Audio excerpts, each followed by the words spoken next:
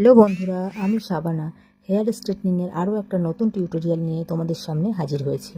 চলো দেখা যাক। প্রথমে আমি হেয়ারটাকে শ্যাম্পু করে নিয়ে ভালো করে ধুয়ে নিয়েছি। নেওয়ার পর আমি ক্রিম খুব ভালো করে কম করে তারপর ক্রিমটাকে অ্যাপ্লাই করছি। ক্রিমটাকে খুব ভালোভাবে অ্যাপ্লাই করতে হবে এবং অনেকক্ষণ ধরে ভালো করে টেনে টেনে ওটাকে সোজা রাখতে হবে, যেন কোনো রকম বেঁকে না যায়। যাই হোক, পিছনের দিকটা মোটামুটি আমার কমপ্লিট হয়ে গেছে। সাইড পার্টটা আমি ক্রিম ভালো করে অ্যাপ্লাই করছি এবং খুব ভালোভাবে একটা ম্যাসাজ করছি। পুরো হেয়ারটাতে আমার ক্রিম অ্যাপ্লাই কমপ্লিট। এবার আমি চেক করছি হেয়ারটা হয়ে গেছে কি। তারপরে হেয়ারটাকে ওয়াশ করে নিয়ে আমি ড্রায়ারে করে শুকিয়ে নিলাম। দেখো ফার্স্টবারেই কতটা স্ট্রেট হয়ে গেছে। এরপর আমি হেয়ারটাকে সেকশন ওয়াইজ খুব ছোট ছোট সেকশন নিয়ে স্ট্রেট করছি।